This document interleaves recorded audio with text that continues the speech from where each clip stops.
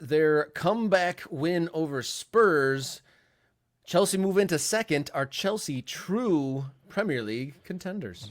I think you have to say yes. I'm still sticking to my guns that your Liverpool is going to win the title, Rob. I'm not backing down from that. Nothing that's happened over the last week, after we watched Liverpool stretch their lead, nothing that's happened over the last week has me thinking that Liverpool's not the best team in the Premier League and that they're not. But it is now only 4 points with Liverpool with a game in hand because the Merseyside derby was postponed.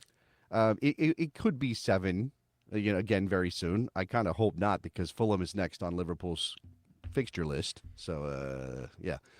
But Chelsea looks good. Man, they look good. Spurs are so messy and dramatic and just all over the place that I don't know if I can really say that game is the indicator that Chelsea's for real.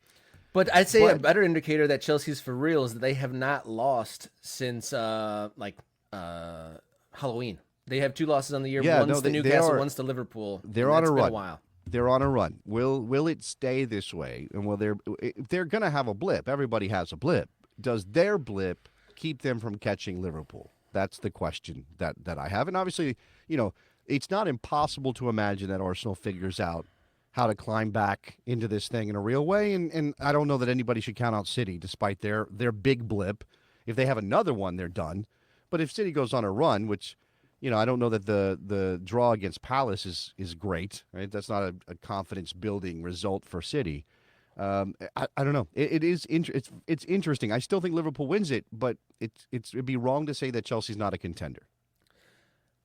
Of all the games Liverpool have played and won this season, I would say that coming out of the Chelsea game, that was the biggest exhale I let out at the final whistle. You think they're the bogey team? They're the toughest team. Chelsea definitely, it felt like it was in the balance until the very final whistle, and there was a little bit of relief, and they were surprising how good they were just in general. They seem to have put it together for real. They have a good team. I would suggest that teams not foul them in the box and give them penalty kicks. I would suggest that is a thing. Like people just don't do that.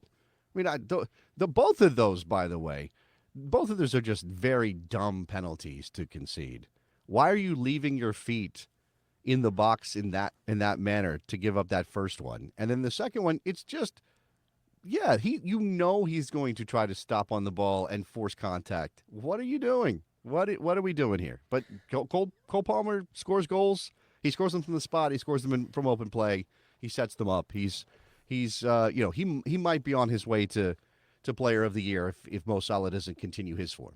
That's a good point there. I can't disagree there. And that 90 minutes was a bit of an encapsulation of what Spurs are right now. They can be exciting, they can score goals, and they can look good, but they can also completely fall apart. Yeah, they can fall apart. Again, the two penalties are the difference, right? So you kind of have to say, well, are those earned goals from Chelsea?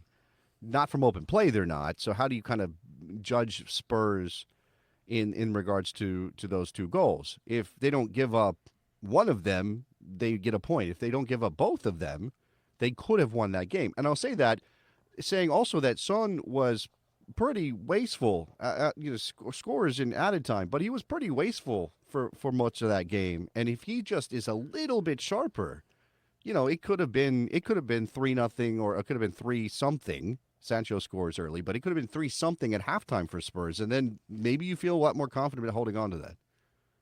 We shall see. Maybe his have you heard about Son's dad? Maybe his dad will come over and give Son the earful. I guess you might have missed this news, but his dad is like some crazy intenso coach who's been very successful in Korea, is doing some camp in Japan, and tons of parents complained about his dad being extremely using old school tactics, shall we say. Okay. So Son is like, he's the kid of a coach who's like I got it. All right. Yeah, makes sense. Makes some sense. Hopefully he does not visit Son anytime soon, but that's long balls for Monday. Give us a like and subscribe on the Morning Kick Around YouTube channel. Become part of the movement. Join the MK Ultras. We are ticking along, trying to hit 500 before the end of the year on our path to 50,000 in the year 2025. You can also follow along on social media, M Kickaround on X, Instagram, and Blue Sky.